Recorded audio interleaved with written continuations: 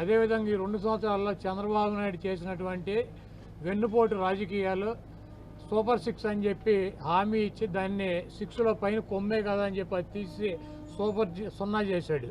ఆ సూపర్ 0 హామీలను ఎలా వెన్నుపోటు పొడిచాడు ఈ 2 సంవత్సరాలు ఇవన్నీ కూడా ప్రజలకు వివరించి రేపు 4 నుంచి 12వ తారీఖు వరకు చెప్పమన్నారు. ఆయన చెప్పినటువంటి కార్యక్రమాలన్నీ కూడా శిరసా వహిస్తాం.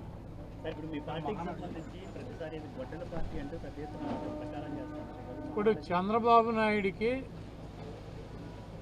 లోకేష్కి, లేకపోతే ఆయన మిత్రపక్షాలుగా ఉన్నటువంటి పార్టీలకి వాళ్ళకి తెలిసింది, ముఖ్యంగా చంద్రబాబు నాయుడికి, లోకేష్కి, ఒకటి మోడీ గారు ఎక్కడన్నా కనపడితే ఇటు వంగిపోవటం, పవన్ కళ్యాణ్ కనపడితే ఇటు కూర్చోవటం, ఈ రెండు వీళ్ళిద్దరినీ పోగొట్టడం.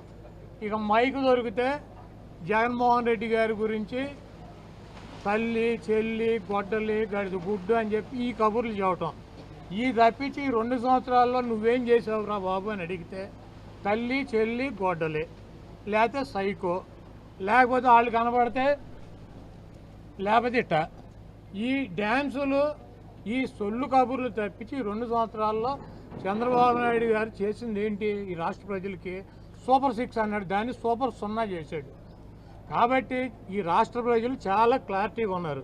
చంద్రబాబు చెబితే మోడీ గారికి వంగి నమస్కారాలు, పవన్ కళ్యాణ్కి వంగి నమస్కారాలు, జగన్మోహన్ రెడ్డి గారిని సైకో, గొడ్డలే, గడిది గుడ్డు అని ఈ సొల్లు కబుర్లు తప్పించి ఈ రాష్ట్ర ప్రజలకి నువ్వు సూపర్ 6ను 0 చేసావా చేయలేదా అది చెప్పమనండి. అవి ఏమీ చెప్పడు. ఈ 2 కార్యక్రమాలు ఆయనకి తెలిసిందే. ఈ 79 సంవత్సరాలు, 76, 78 సంవత్సరాల వయసులో వంగి నమస్కారాలు పెడతాం ఒక ఇద్దరికి, ఆయన పట్టుకుని గొడ్డల పార్టీ, గడిది గుడ్డు పార్టీ అని చెప్పి తిడతాం. ఈ రాష్ట్ర ప్రజలు చంద్రబాబు నాయుడు దరిద్రం ఎప్పుడు వదులుతా అని చెప్పి ఎదురు చూస్తున్నారు. ప్రజలే వదిలిస్తారు.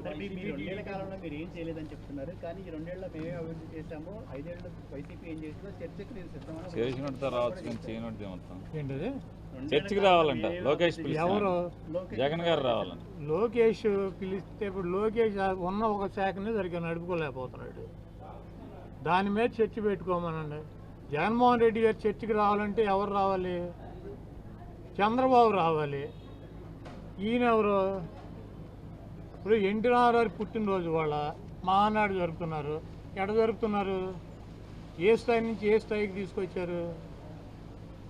కాబట్టి ఇవన్నీ చంద్రబాబు నాయుడు ఇంకా 3 సంవత్సరాలు ఇద్దరికి వంగి నమస్కారాలు పెడతాం, జగన్మోహన్ రెడ్డి గారిని తిడతాం. ఇదే కార్యక్రమంతో సూపర్ చిన్న కంప్లీట్ చేస్తాడు.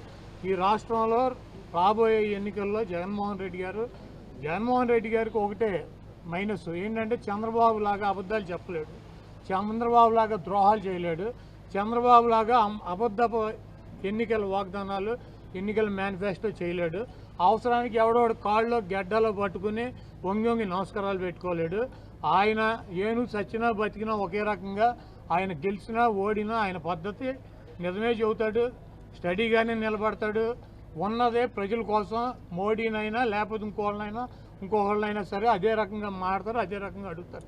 వాళ్ళు జగన్మోహన్ రెడ్డి గారు ప్రతిపక్షంలో ఉన్నాడు, వాళ్ళు జగన్మోహన్ రెడ్డి గారు ఎట్లా మాట్లాడాడు, చంద్రబాబుని ఏ రకంగా సంబోధించాడు, వాళ్ళు ఎట్లా సంబోధిస్తున్నారు. కాబట్టి ఇద్దరికేమో వంగి నమస్కారాలు పెడతారు. ఎందుకు ఆ కర్మ? ఈ రాష్ట్రంలో ప్రజలు అడుగుతున్నారు, చంద్రబాబు నాయుడు సీనియరా, మోడీ సీనియరా, పవన్ కళ్యాణ్ సీనియరా, చంద్రబాబు నాయుడు సీనియరా? అంత వయసు వచ్చి అంత వంగి నమస్కారాలు పెట్టాల్సినటువంటి కర్మ ఈ మనిషికి ఏమొచ్చింది? ఈ వయసులో ఇంత కర్మ. ఎన్టీ రామారావు తెలుగుదేశం పార్టీ దేనికి పెట్టాడు? తెలుగువాడి ఆత్మగౌరవం అని పెట్టాడు. ఆ ఆత్మగౌరవాన్ని ఏం చేసావు నువ్వు?